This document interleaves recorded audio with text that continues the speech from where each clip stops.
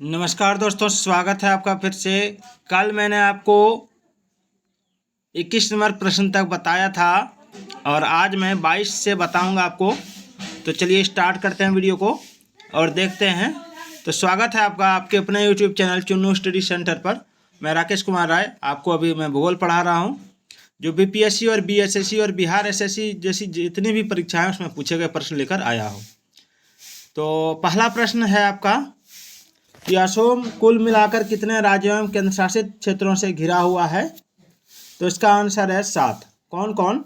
तो देखिए यहाँ दिया है असम राज्य को पश्चिम बंगाल, मेघालय, त्रिपुरा, मिजोरम, मणिपुर, नागालैंड, अरुणाचल प्रदेश अर्थात 7 राज्यों की सीमा छूती है। और इसमें एक और चीज़ दिया कि दो देश भूटान और बांग्लादेश की भी सीमा असम राज्य से लगती है। चलिए अगला सवाल है दिल्ली है। दिल्ली क्या है? तो दिल्ली एक केंद्र शासित प्रदेश है। दिल्ली भारत के 8 केंद्र शासित प्रदेशों जम्मू कश्मीर में से एक है और 69वें संविधान संशोधन अधिनियम 1991 द्वारा संघ राज्य क्षेत्र दिल्ली को राष्ट्रीय राजधानी क्षेत्र का दर्जा देकर इसके लिए विधानसभा और मंत्रिपरिषद का उपबंध किया है। 17वें संविधान संशोधन द्वारा दिल्ली तथा पुदुचेरी विधानसभाओं के निर्वाचन सदस्यों को राष्ट्रपति के निर्वाचक मंडल में सम्मिलित किया गया है। अगला सवाल है क्षेत्रफल के अनुसार निम्नलिखित राज्यों का सही अवरोही क्रम क्या है, बड़ा से छोटा।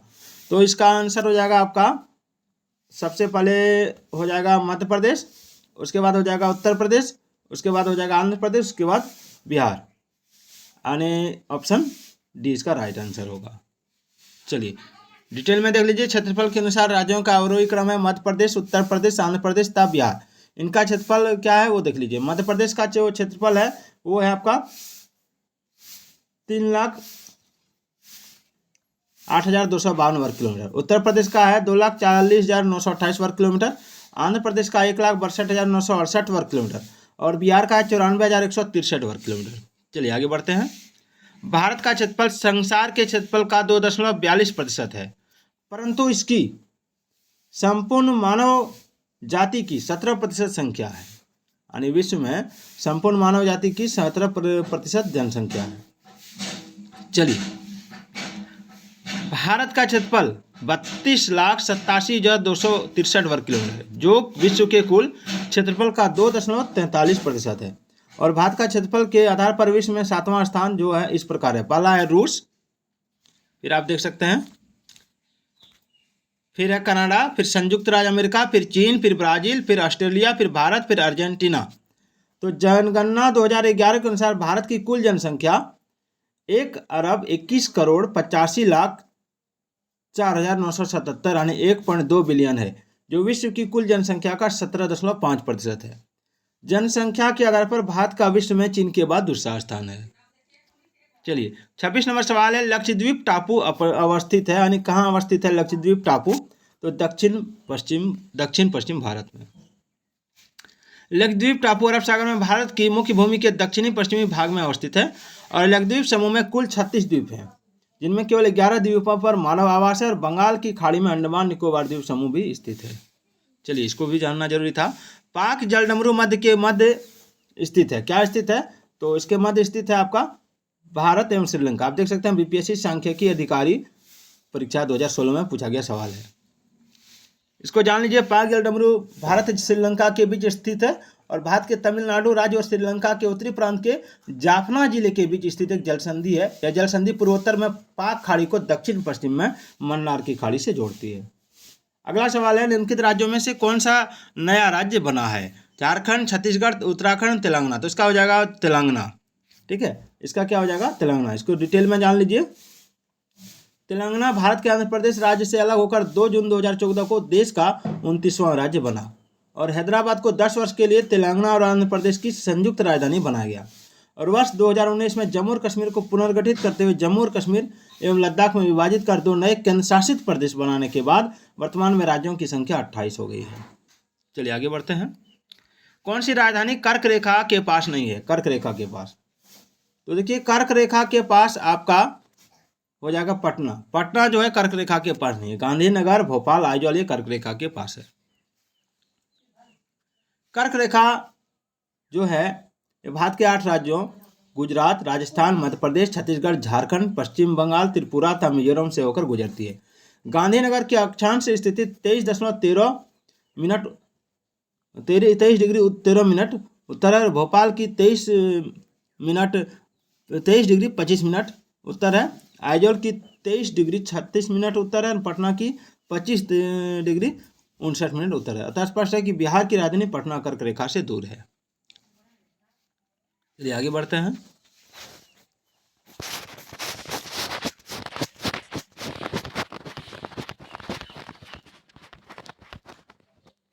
शायद इधर इधर बता दिया है मैंने, यहाँ चलते हैं।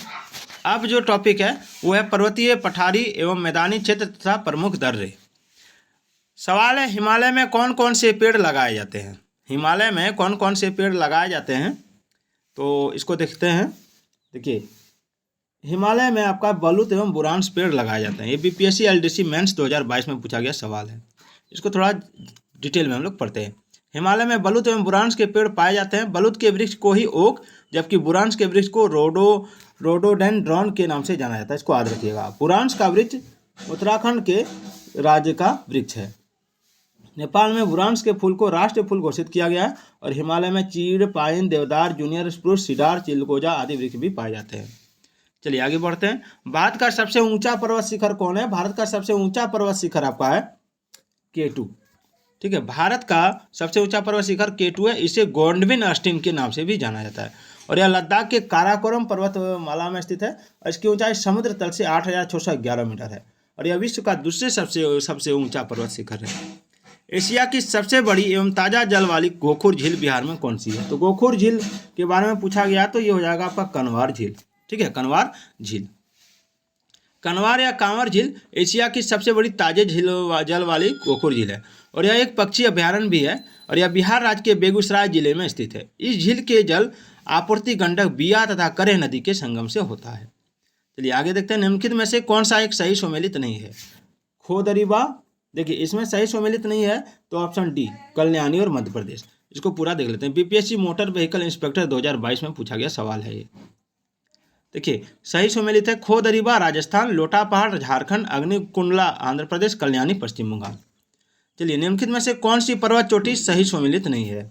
तो देखिए, इसका बीपीएससी मोटर व्हीकल इंस्पेक्टर 2022 में पूछा गया सवाल है। तो इसको देखते हैं। सही सुमेलित नहीं है, तो सही सुमेलित नहीं है टाइगर पहाड़ी पश्चिम बंगाल। ये अब ये नंबर उसमें हो जाएगा। टाइगर पहाड़ी पश्चिम बंगाल में, दूनागिरी पहाड़ी उत्तराखंड में, खांसी जो है मेघालय में, नीलगिरी उड़ीसा में। क्वेश्चन में क्या दिया उसको देखिए। क्वेश्चन में दिया है आपका टाइगर पहाड़ी त्रिपुरा, जो गलत है।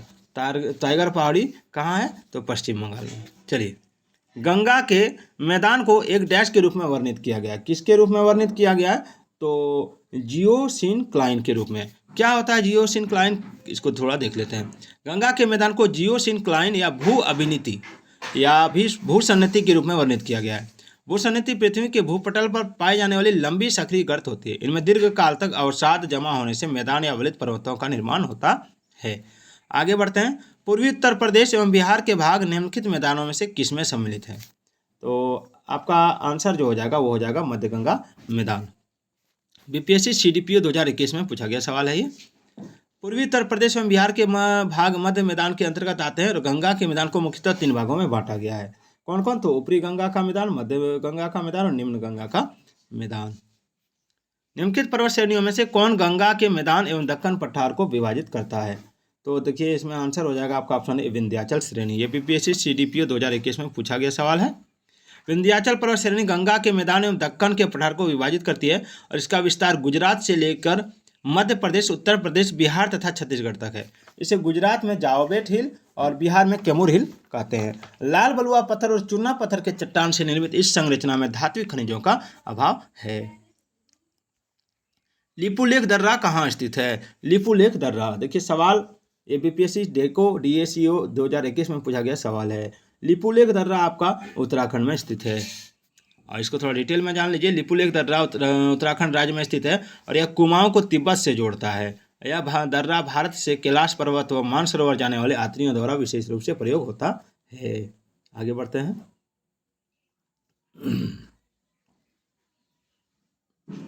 निम्नलिखित में से कौन सी एक पर्वतीय चोटी सही सुमेलित नहीं है? तो देखिए इसमें आंसर हो जाएगा अबोर झारखंड। इसको नीचे आप देख सकते हैं, बीपीएससी ऑडिटर प्री 2021 में पूछा गया सवाल है।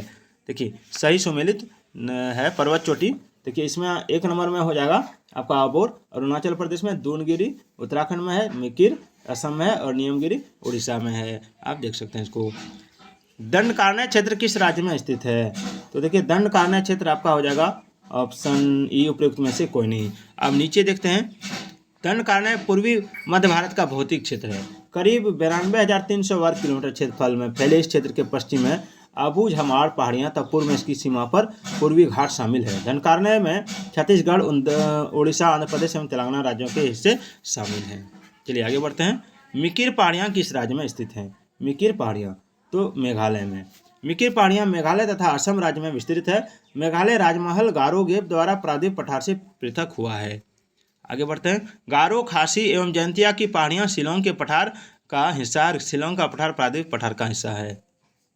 13 नंबर सवाल है कि भारत के पूर्वी तटीय मैदान के दक्षिणी भाग को क्या कहते हैं? तो मालाबार तट, कोरोमंडल तट, उत्तरी वृत्त, कोंकण तट क्या होगा? तो इसका आंसर हो जाएगा आपका ऑप्शन बी, कोरोमंडल तट। देखिए बिहार एपीओ प्री 2020 में पूछा गया सवाल है। भारत के पूर्वी तटीय मैदान के दक्षिणी भाग को कोरोमंडल तट कहा जाता है, जबकि पश्चिमी तटीय मैदान के दक्षिणी भाग को मालाबार तट कहा जाता है और उड़ीसा व आंध्र प्रदेश के तटीय मैदानों को उत्कल तट और कलिंग तट तथा उत्तरी सरकार तट कहते हैं।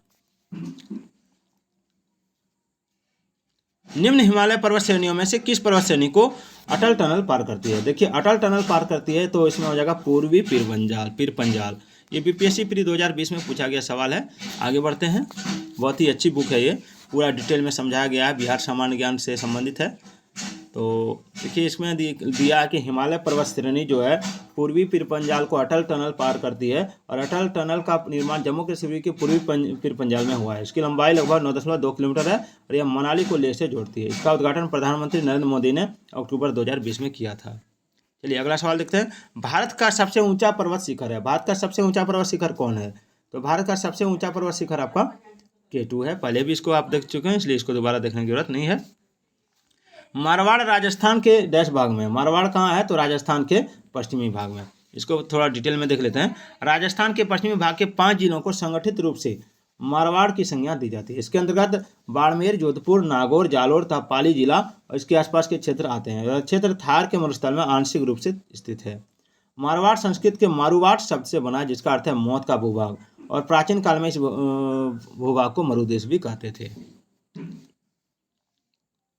चलिए जवाहर सुरंग का निर्माण निम्न में से किस दर्रे के अंतर्गत किया गया है? तो देखिए इसका आंसर होगा बनिहाल दर्रा। इसके बारे में थोड़ा डिटेल में जान लेते हैं।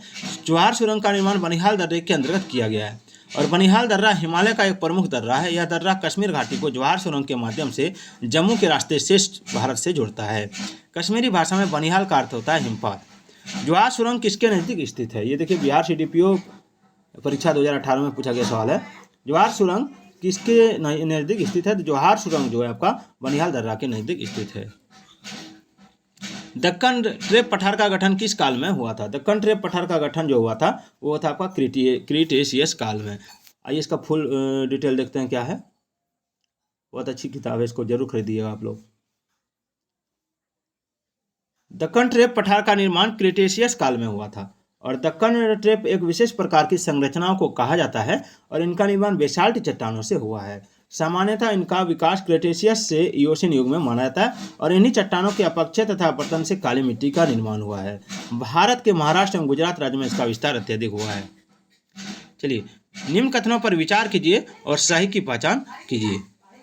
देखिए ग्रेटर हिमालय अपनी निरंतरता के लिए जाना जाता है और निम्न हिमालय अपनी व्यापकता और अनुप्रस्थ घाटियों के लिए जाना जाता है। शिवालिक बाह्य हिमालय है जो उत्पत्ति में सबसे नवीनतम है। तो इसमें देखिए क्या हो जाएगा, ये आपका 65वीं बीपीएससी एग्जाम में पूछा गया था 2019 में।